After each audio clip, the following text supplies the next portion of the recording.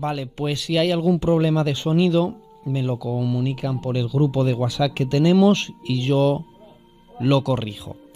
Bueno, que Dios les bendiga, audiencia de Conquistando Corazones. He de decirles que, bueno, llevamos 3 noches consecutivas con el niño con fiebre. La oración, tío José, lo digo aquí en directo, ha hecho su efecto porque ahora mismo está trasteando aquí conmigo en la habitación. Así por lo menos el niño no llora, porque estando yo en la habitación y él fuera, pues él llora por estar aquí. Decir la audiencia que no quería dejar al canal sin en esta noche predicarles. Ya saben que, bueno, en la noche de los miércoles, donde yo soy el encargado de traer el mensaje de enseñanza y quiero cumplir con mis obligaciones, ya que Conquistando Corazones nos distinguimos por intentar hacer las cosas bien. Y aunque intentamos hacer las cosas bien, sobre todo por el tema de sonido, si el niño en algún momento él pues hace algún ruido, ahora me está apagando y encendiendo la luz, o quizá puede venir por aquí y puede intentar que le coja y demás. Si le escucháis hablar os pido de antemano perdón, pero vamos a intentar traer una palabra de parte del Señor. Verán, llevamos 10 semanas hablando del tabernáculo y en estas 2 semanas anteriores hemos estado hablando del arca de la alianza. En uno de ellos, hace un par de semanas, estuvimos hablando del arca de la alianza y lo titulemos la persona de Jesucristo. Vimos ahí la simbología en cuanto a la persona de Jesucristo, reflejado en el arca de la alianza, que era un objeto del tabernáculo. Pero la semana pasada estuvimos hablando del verdadero significado del arca. El verdadero significado del arca de la alianza es que el arca de la alianza representa el trono de Dios. Quizás me dirán, Eugenio, el arca también representa la presencia de Dios. Y la respuesta es que sí. Y verán, ¿por qué puede representar la presencia de Dios el arca y también representar el trono de Dios? Por una razón muy sencilla, y es que el trono de Dios se llama trono de Dios porque Dios está sentado en ese trono. Por eso es que el trono de Dios se llama así. No es que el trono tenga ese nombre, es que el trono gana ese nombre gracias a que Dios está sentado en él. Y como hemos estado viendo, el tabernáculo está hecho conforme al modelo que se le mostró a Moisés en el monte, y los artífices llenos del Espíritu Santo en toda ciencia, en todo conocimiento, en toda sabiduría, el Espíritu Santo les llenó, le capacitó, ellos hicieron todo el tabernáculo, todo el mobiliario, la fuente, las puertas, las cortinas, los labrados, el candelero, la mesa donde estaban los panes de la proposición, el altar del incienso, el arca de la alianza, toda la majestuosidad, obra arquitectónica que hicieron, la hicieron conforme al modelo que se le fue mostrado en el monte. A lo largo de esta serie hemos estado diciendo que después del tabernáculo, que realmente el tabernáculo era una tienda movible, por eso cuando la Shekinah de Dios, la presencia de Dios se elevaba en el campamento e iba hacia adelante, recogían todo el tabernáculo, era una tienda desmontable, digamos que era un templo hecho de cortinas que se podía desmontar, y allí donde la gloria se detenía, allí es que volvían a plantar de nuevo el tabernáculo y deberían poner cada cosa en su lugar en el que correspondía. Pues verán, luego del tabernáculo vendría a ser el templo que Salomón construiría para el Señor. El templo en tamaño de medida es 10 veces mayor que el tabernáculo, ¿de acuerdo? Y Salomón también fue lleno del Espíritu Santo en sabiduría para realizar aquella obra en el templo. Todo el tabernáculo y también el templo realmente era hecho conforme al modelo que había celestial. Luego en Apocalipsis, cuando el libro de Apocalipsis vamos a leer y vamos a estudiarlo, y vemos a Juan con esa gran revelación que en el Espíritu fue llevado al cielo, él ve allí un templo. Por la Biblia podemos saber que en el cielo hay un templo, podemos saber que hay una ciudad, podemos saber que hay montes, podemos saber que hay una serie de cosas que verán. Es cierto que en la Biblia no tenemos con profundidad detalles del cielo, y la razón es porque el cielo pertenece a otra dimensión, que es la eternidad. Nosotros ahora mismo estamos viviendo bajo materia, espacio y tiempo, y entonces la Biblia Dios adaptó para que la Biblia no pasara más allá del espacio, la materia y el tiempo. La Biblia no es el todo de Dios, la Biblia es todo lo que Dios quiso revelar al hombre para que... Eugenio, adelante, adelante. Decía que la Biblia no es el todo de Dios, la Biblia es todo lo que Dios ha querido revelar al hombre para que la criatura perdida se encuentre con su Creador y pueda ser salvos. Y lo que la Biblia nos habla del cielo únicamente son destellos, y nosotros podemos deducir, es que el cielo en el que Dios mora pertenece a otra dimensión que se llama la eternidad. Entonces, cuando hablamos de todo el tabernáculo, hablamos del templo, y en esta ocasión hablamos de el arca de la alianza, según Apocalipsis, allí arriba había un arca también. Y verán, cuando nosotros estudiamos el arca de la alianza, como lo hicimos la semana pasada en profundidad, nos dimos cuenta que los detalles que hay en el arca de la alianza son todos los detalles que hay en el trono de Dios. Son los mismos detalles que encontramos en el trono de Dios, donde Dios está sentado, son los mismos detalles que encontramos en el arca de la alianza. Por eso, aunque representa la presencia de Dios, es el tipo del trono de Dios en la tierra. Dios tiene un trono en un lugar celestial llamado o conocido como el cielo, y en la tierra tenía un trono que era el trono de el arca de la alianza, donde Dios se manifestaba allí y hablaba con Moisés y hablaba con el sumo sacerdote una vez al año, y allí la gloria de Dios, la Shekinah de Dios se manifestaba.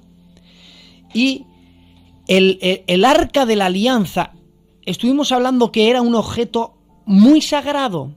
De hecho, el arca de la alianza es el objeto más sagrado de todo el tabernáculo. Era tan impresionante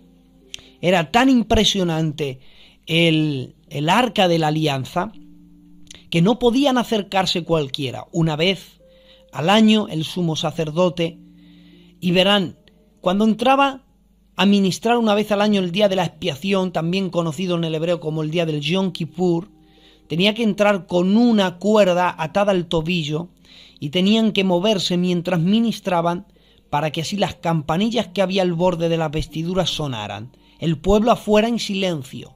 Si las campanillas sonaban, si había ruido, es que el sacerdote no había muerto. Entonces el pueblo podía estar tranquilo. Pero ataban una cuerda al tobillo por si acaso las campanillas dejaban de sonar. Era la evidencia que el sumo sacerdote había entrado en pecado y por tanto había muerto. Y como no podían ni tan siquiera entrar dentro a coger el cuerpo, tenían que estirar con la cuerda y así sacarían el cuerpo en este caso el sumo sacerdote, que había muerto irremisiblemente por no cumplir con unas exigencias divinas. Nunca fue el caso. El sumo sacerdote Aarón no murió. Encontramos a lo largo de la Biblia que los sumos sacerdotes no murieron frente al arca, pero lo ponían con ese fin. Es que el arca de la alianza, como es el trono de Dios en la tierra, representaba también la presencia, ya que la presencia moraba entre los querubines, la Biblia dice. Por lo tanto, el pueblo no veía el arca de la alianza, no la veía. De hecho, incluso cuando desmontaban todo el tabernáculo y se marchaban, la Biblia dice que la cubrían, la tenían que cubrir de pieles y no podían verla. Únicamente salían aquellas varas para que los coatitas transportaran el arca, eran los encargados de transportar el arca. Realmente, hermanos, no veían, pero sí que era para ellos el objeto más sagrado. Pues este objeto sagrado, en una ocasión le ocurrió esto. Primera de Samuel capítulo 4, verso 1 dice: y Samuel habló a todo Israel. Por aquel tiempo salió Israel a encontrar en batalla a los filisteos y acampó junto a Ebenezer, y los filisteos acamparon en Afet. Dice el verso 4: y envió el pueblo a Silo, y trajeron de allá el arca del pacto de Jehová de los ejércitos, que moraba entre los querubines. Y los dos hijos de Eli, Ofni y Fines, estaban allí con el arca del pacto. Aconteció que cuando el arca del pacto de Jehová llegó al campamento, todo Israel gritó con tan júbilo que la tierra tembló. Verso 11: y el arca de Dios fue tomada, y muertos los dos hijos de Eli, Ofni y Finés. Capítulo 4, verso 22, dijo pues: traspasada es la gloria de Israel, porque ha sido tomada el arca de Dios. Que Dios bendiga su santa palabra en nuestros corazones. Verán, cuando yo leo este pasaje, mi corazón se inquieta. Cuando yo leo este pasaje de la Escritura, no puedo pasar desapercibido. Cuando yo leí por primera vez esta Escritura y pude meditar en las Sagradas Escrituras, había una duda y había una pregunta que rondaba en mi mente. Era algo que yo no podía entender, no podía comprender, porque yo antes de estudiar Primera de Samuel, yo estudié el Pentateuco, los 5 primeros libros de Moisés. Yo cuando me encontré con el Éxodo y vi el arca tan maravillosa, luego cuando estudié después Josué y vi lo que ahora les voy a relatar, cómo Dios usaba aquel objeto, Dios lo usó, y a través de ese objeto Dios hizo obras impresionantes, y ahora os voy a relatar algunas de ellas. No podía yo comprender cómo es posible que el arca de Dios fuera capturada por los filisteos. Los filisteos eran gentiles, no pertenecían al pueblo de Israel, eran enemigos del pueblo de Israel. No entendía yo cómo aquellos impíos incircuncisos, enemigos del pueblo de Dios elegido, habían sido capaces de capturar el arca. Cuando nosotros hablamos de capturar, es tal cual. O sea, Samuel dice: capturaron el arca. Dice Eli: el arca de Jehová ha sido tomada. ¿Cómo que ha sido capturada el arca? Vamos a ver, si el arca representaba el trono de Dios en la tierra y por consecuencia representaba la presencia de Dios en la tierra, ¿cómo es posible que unos filisteos incircuncisos e impíos hayan capturado la presencia de Dios? ¿Cómo es posible que hayan capturado el trono de Dios?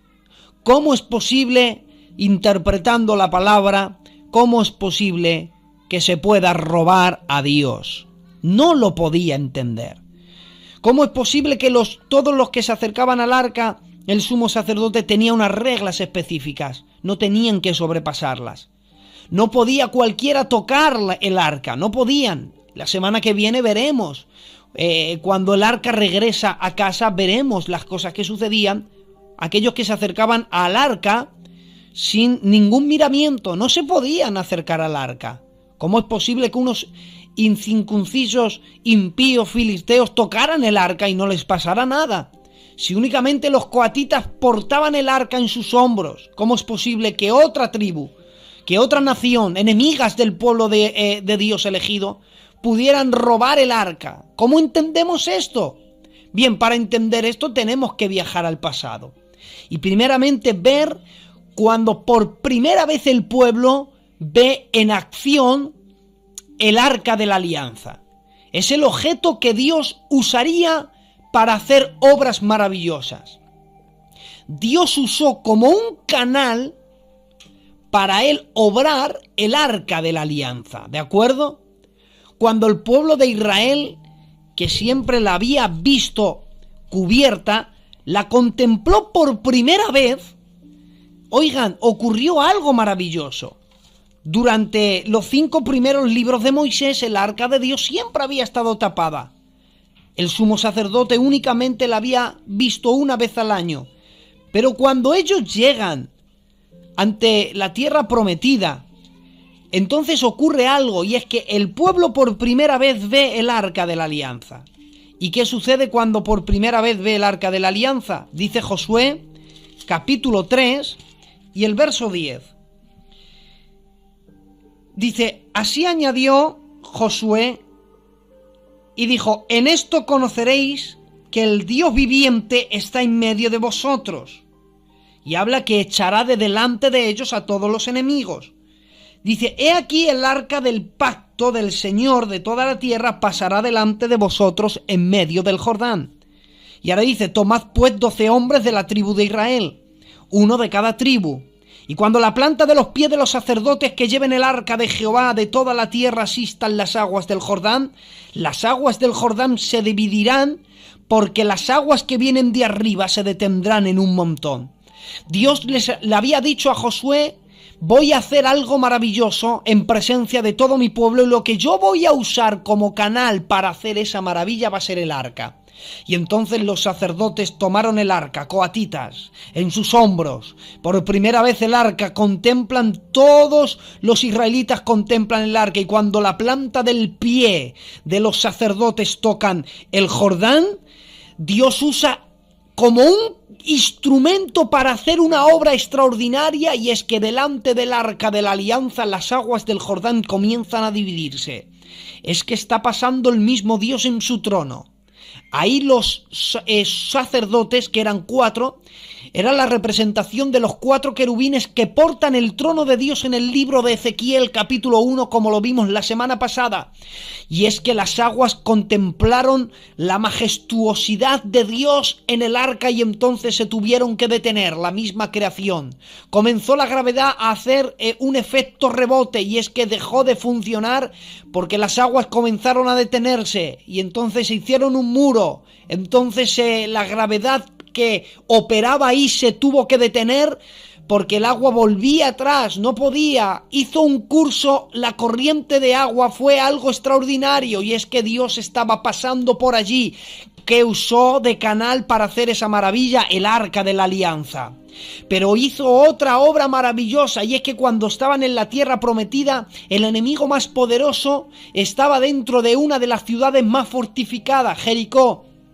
Pero entonces ocurrió algo, y es que en Josué capítulo 6 verso 11, para que las demás tribus de toda la tierra prometida se enterasen de quién es Dios, la Biblia dice, dice Josué 6:11, así que él hizo que el arca de Jehová diera una vuelta alrededor de la ciudad y volvió luego al campamento, Y así pasaron toda la noche, y Dios le mandó que cogieran sacerdotes con trompetas, con bocinas, que dieran una vuelta alrededor de Jericó, y así durante 7 días, y al séptimo día dieran 7 días, pero que ellos estuvieran danzando, y que estuvieran tocando trompeta, y que estuvieran tocando bocina, y que no llevaran armas, y seguramente todo Jericó por las murallas riéndose de ellos, y no pasó absolutamente nada. Pero cuando empezaron a traer el arca de Jehová y empezaron a dar vueltas, llegó el día en que al séptimo día, a la séptima vuelta,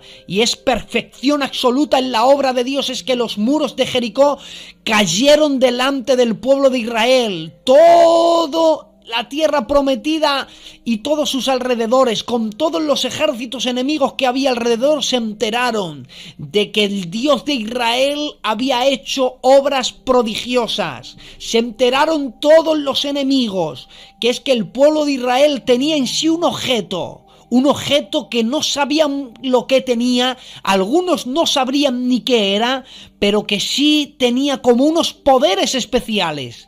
Quizás muchos lo ignoraban, pero el pueblo de Israel sabía que aquellos poderes extraordinarios no salían de aquel objeto, sino que Dios usaba aquel objeto como un canal para hacer obras maravillosas. El pueblo de Israel sabía que realmente no era aquel objeto, sino que era el propio Dios defendiendo a su pueblo. Y el pueblo empezó a confiar en Dios, y Dios empezó a echar de delante de ellos a todos los enemigos. Pero comenzó a pasar el tiempo, y pasó el tiempo de Josué, y entonces el arca comenzó a quedarse en el lugar donde siempre tenía que estar. Resulta que en Silo, allí levantaron el tabernáculo, y allí metieron el arca, y el arca se quedó reposada. No sacaban el arca como en los tiempos de Josué, porque es que Josué, la Biblia dice que después de su campaña militar la tierra descansó y hubo paz. No había necesidad de sacar el arca, y ahí estaba, en Silo, en una tienda, tranquilito. Pero la Biblia dice que pasó el tiempo, y después de Josué llegó el tiempo de los jueces. Y en el tiempo de los jueces ocurrió algo distinto. Es que Dios usaba a los hombres, ya no usaba ningún objeto, sino usaba a los seres humanos para realizar proezas. Es que el Espíritu de Dios venía sobre Samsón y hacía obras maravillosas. Ya no era un objeto, ya era que Dios usaba a los seres humanos para hacer obras, proezas extraordinarias. Por medio de ellos Jehová daba salvación. Y verán, cuando el pueblo vio eso, el pueblo dejó de tener confianza en Dios, porque claro, el objeto en sí ellos sabían que no valía para nada, pero ellos dejaron de confiar en Dios para poner la confianza en los hombres, porque como ahora era por medio de los hombres, como libraba Dios, y poco a poco el pueblo perdió la confianza en Dios y puso la confianza en los hombres. Y cuando el pueblo había puesto la confianza en los hombres, llegó un día en que, de los tantos enemigos que tenía Israel, uno de ellos eran los filisteos. Israel y los filisteos iban a entrar en batalla. Israel, que había puesto su confianza ya en los hombres. La Biblia dice: Israel, capítulo 4, verso 1 de Primera de Samuel, acampó en Ebenezer. Verán, yo siempre les he dicho que para entender las Sagradas Escrituras tiene que tener a su lado o bien un diccionario, si lo puede encontrar, diccionario de significado de los nombres. Porque cuando aplicamos esa hermenéutica a este texto, nos sorprendemos. Y es que la Biblia dice que Israel acampó en Ebenezer. Y Ebenezer significa: hasta aquí nos ayudó el Señor.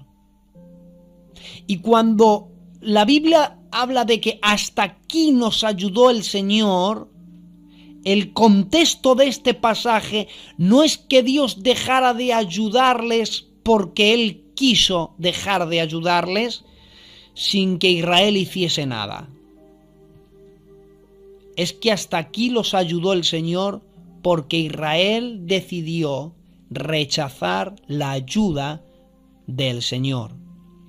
Por eso fue profético que acamparan en Ebenezer, porque a causa del comportamiento de los israelitas, hasta aquí les iba a ayudar el Señor. Y ahora veremos los motivos.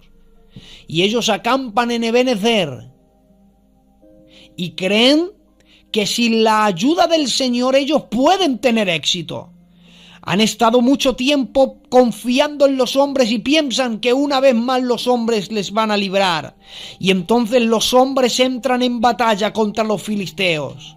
Pero claro, como ellos han acampado en Ebenezer, como han confesado que hasta aquí nos ayude el Señor, el resultado de la batalla es que Israel entra en luto, porque en 1 Samuel capítulo 2 verso 4 dice: y los filisteos, los cuales los hirieron en batalla, en el campo de batalla, dice, hirieron a 4.000 hombres.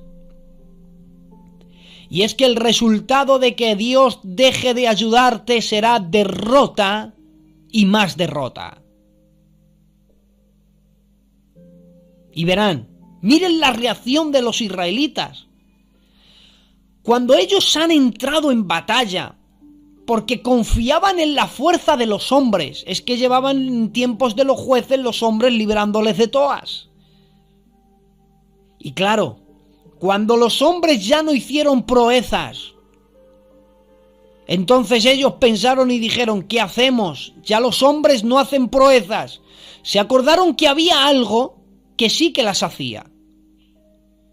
¿Y qué era lo que hacía proezas? Ellos dijeron: es el arca de la alianza. Cada vez que salía, algo ocurría. Los muros caían, los mares se abrían, algo pasa. El arca de la alianza es un objeto temido por todos los enemigos.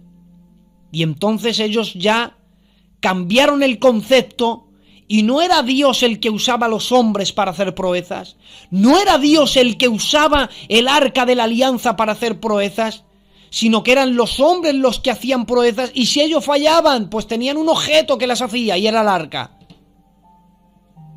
Y ellos comenzaron a pensar que lo que sucedía no era porque Dios usaba aquel objeto, sino porque el objeto era un objeto sagrado en sí mismo, que no necesitaba ninguna ayuda externa, que no necesitaba ninguna administración de Dios, sino que el arca en sí era poderosa en sí misma. Y entonces ellos dijeron, capítulo 4, verso 3 de 1 de Samuel, y dijeron: traigamos a nosotros de Silo el arca del pacto de Jehová, para que viniendo entre nosotros nos salve de la mano de nuestros enemigos.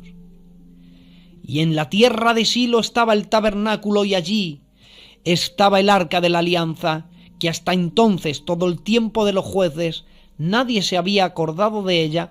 Hacían el rito de los sumos sacerdotes, pero no la sacaban, porque Dios estaba usando a los hombres para realizar proezas. Ellos pensaron que Dios había dejado de usarlos y echaron mano del arca de la alianza, como si fuese el arca en sí un objeto con poderes extraordinarios. Y el resultado de que trajeran el arca de Silo, capítulo 4, verso 10, pelearon pues los filisteos e Israel fue vencido. Y huyeron cada cual a sus tiendas, y fue hecha gran mortandad, pues cayeron de Israel 30.000 hombres de a pie. La cuestión es, mis amados, ¿por qué si Dios usó en un momento el arca de la alianza como un objeto para traer victoria al pueblo de Israel, por qué en esta ocasión, cuando Israel ha perdido una de las batallas y han caído 4.000 hombres, por qué cuando el arca no regresa, Dios usa aquel objeto de nuevo para que Israel venza? Sino que todo lo contrario, el arca no ha servido para nada. Al contrario, han muerto 30.000 hombres. Ya habían muerto 4.000, pero es que ahora mueren 30.000. ¿Por qué Dios no usó el arca de la alianza una vez más como lo hacía en tiempos de Josué?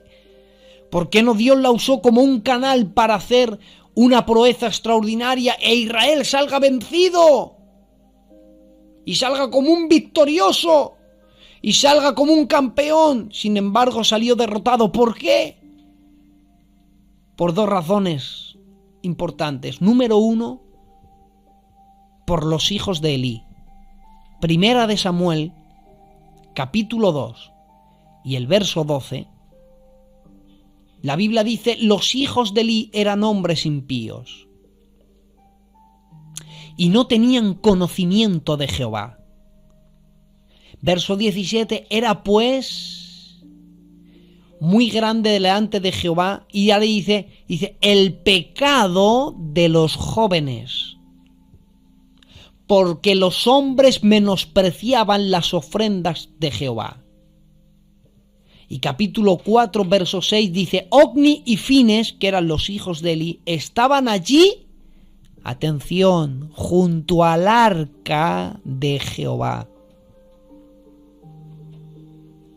De momento estaban haciendo algo mal. Había dos sacerdotes que únicamente tenían el título y eran sacerdotes porque eran hijos de un sacerdote, si no, no lo eran. Pero eran sacerdotes y estaban allí. Estaban junto al arca, no podían estar junto al arca.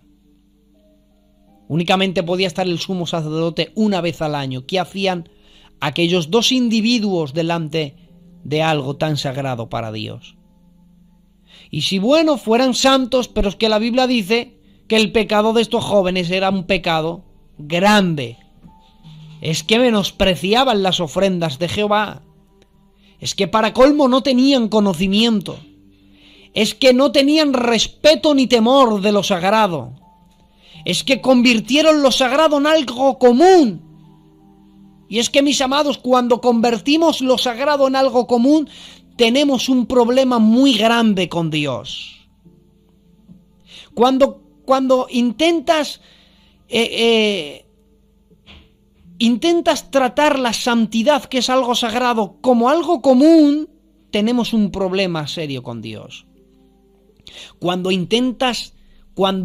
maltratas y menosprecias la familia, que es el tesoro más grande que Dios te ha dado, cuando coges algo tan sagrado como es la familia y la menosprecias, estás tratando lo sagrado como algo común. Cuando la oración, que es algo sagrado, la conviertes en algo común y te dedicas la oración únicamente como algo que crees que es una obligación y no un placer con Dios, estás tratando lo sagrado como lo común y empiezan los problemas grandes.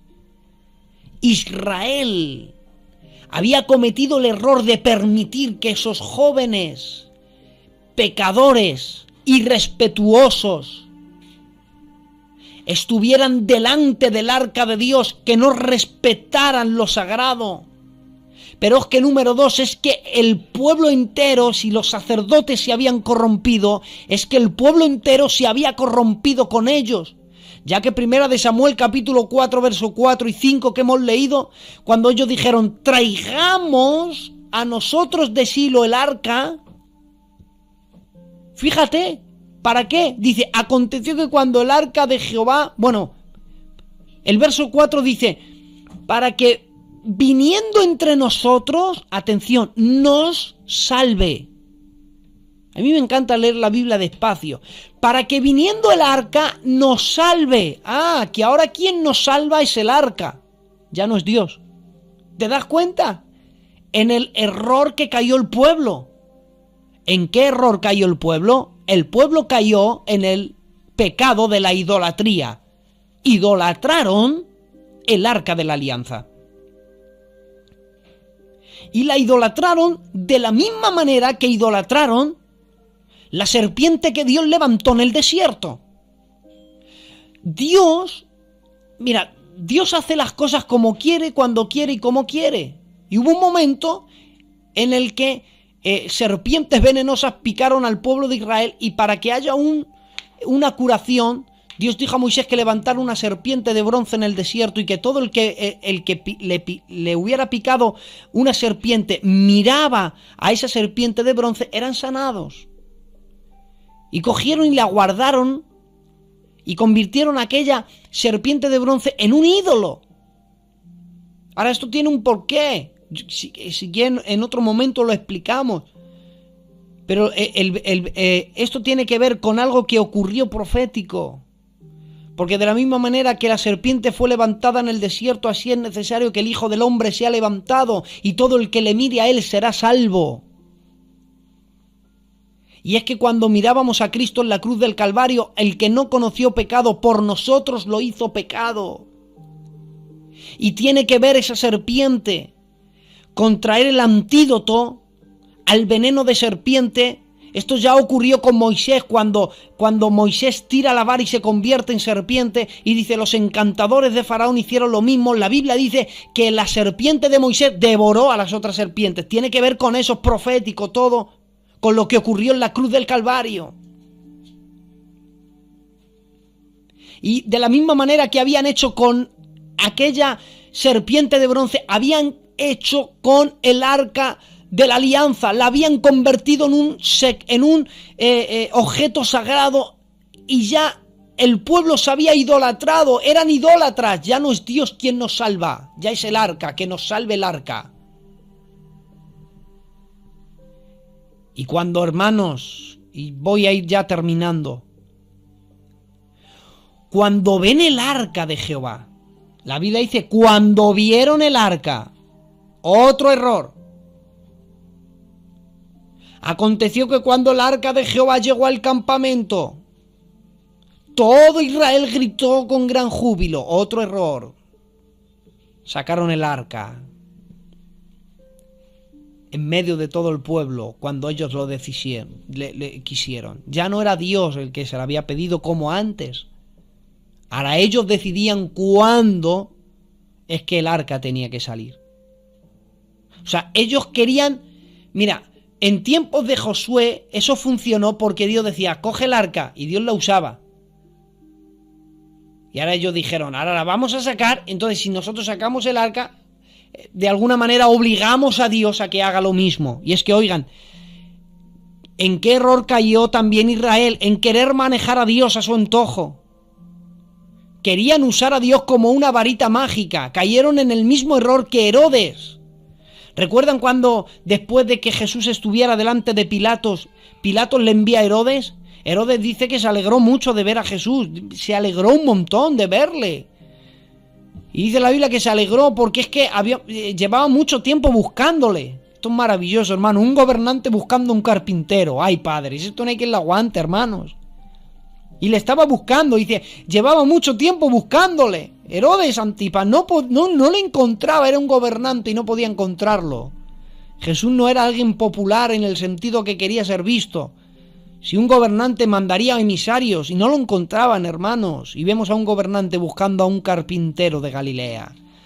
Y la Biblia dice que cuando le vio se alegró mucho, dice, porque esperaba verle hacer alguna señal. Anda, ¿crees que vas a pedir que haga algo y él lo va a hacer? Herodes quería manejar a Cristo a su antojo. ¿Y sabes lo que la Biblia dice? Jesús no abrió su boca delante de él. Mira, con Pilatos habló, que es la verdad, y tuvieron una conversación. No sabes tú que si yo quisiera te soltaba. Entonces Jesús le dice: ninguna potestad te es dada sino la que te es dada del cielo. Y el que te ha entregado a ti mayor pecado tiene que tú. Y Jesús tuvo una conversación. ¿Eres tú el rey de los judíos? Tú dices que yo soy el rey. Yo he venido para dar testimonio a la verdad. Hermanos, tuvo una conversación con él. Con Herodes no. Porque el que le quiere manejar a su antojo, Jesús no tiene relación con ellos. Israel cayó en el error de querer manejar a Dios a su antojo. Si saco el arca, Dios estará obligado a hacer obras maravillosas. Pero, ¿qué ocurrió? Ellos gritaron y la tierra tembló.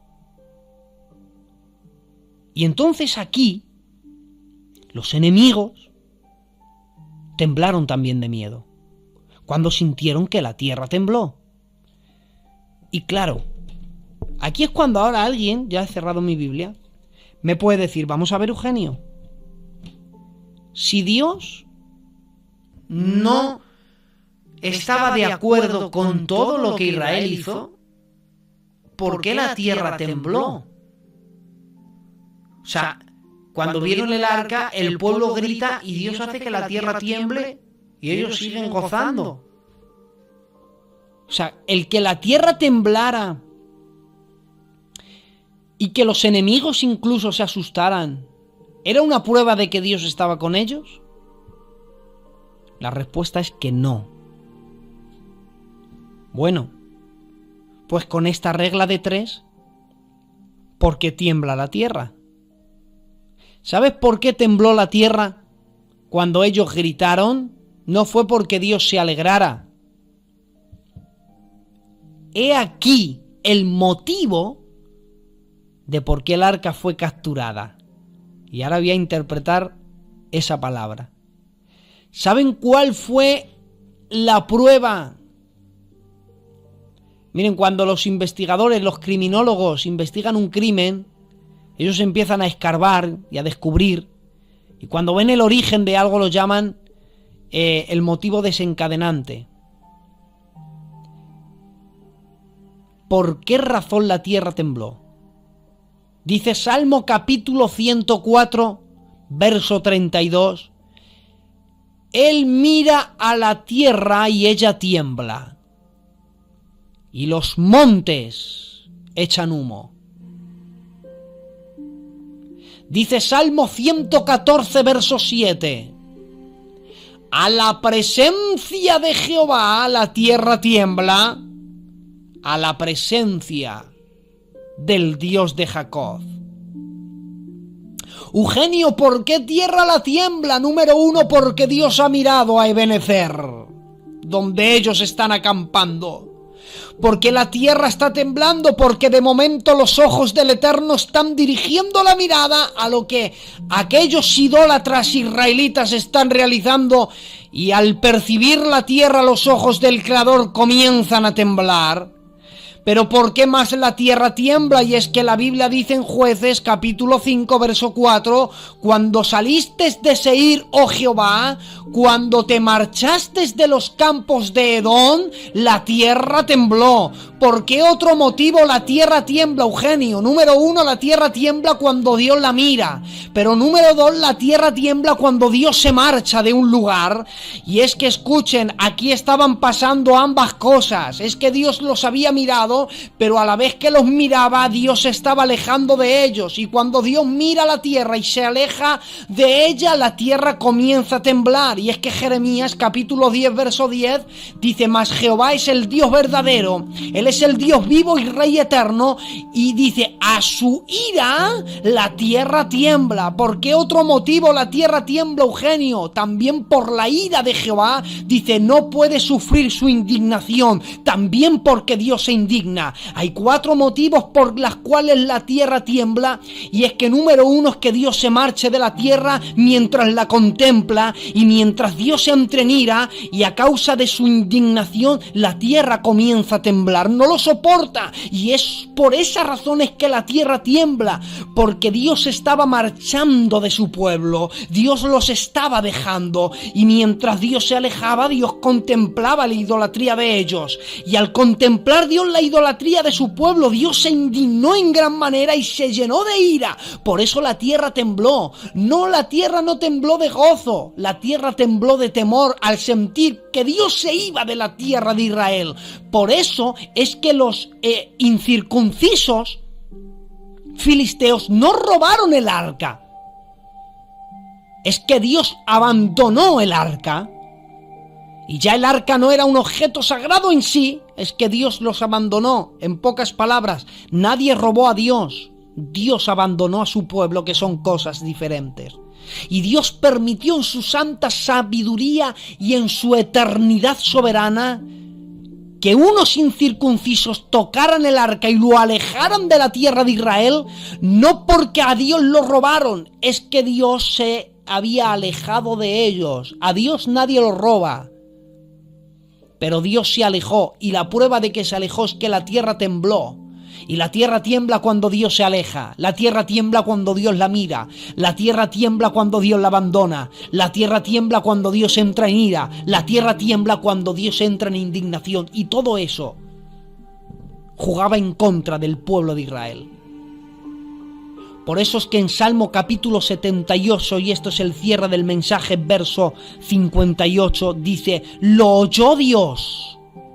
Lean el capítulo 78 completo y van a ver que Dios empieza a hablar desde la salida de Egipto y empieza por todo el Pentateuco, llega hasta Josué, pasa a los jueces y llega hasta Primera de Samuel. Y dice esto que entra en este pasaje: lo oyó Dios y se enojó. ¿Qué oyó Dios? Oyó el grito del pueblo. Cuando oyó el grito del pueblo, y me dirás: Eugenio, necesito que me des Biblia, que lo que oyó Jehová fue el sonido del pueblo. Dice: lo oyó Dios y se enojó en gran manera y aborreció a Israel. Y ahora dice: dejó por tanto el tabernáculo de Silo. ¿Dónde estaba el arca de Jehová? Dijeron los ancianos: traigamos el arca, ¿de dónde? De Silo. Y ahora vemos un salmo que dice: oyó Jehová. ¿Oyó qué? Oyó el grito del pueblo cuando vio la arca. Porque ya no gritaron: Dios nos va a salvar, sino el arca nos va a salvar. Lo oyó Dios y se enfadó, se enojó. Y en gran manera los aborreció. Y ahora dice: por tanto, dejó el tabernáculo. ¿Te das cuenta? Y la tienda en la que habitó entre los hombres. Entregó a cautiverio su poderío y su gloria a manos del enemigo. ¿Qué gloria? El arca. Porque cuando Elí oyó que el arca de Jehová ha sido capturada, ¿qué dijo? La gloria de Jehová ha sido capturada. Por eso cuando la nuera de Elí tiene el hijo, ¿qué dice? Y lo llamó Icabod, que significa sin gloria. ¿Por qué? Porque traspasada ha sido la gloria de Israel. ¿Qué gloria? El arca. Lo oyó Dios, oyó el griterío, se enojó.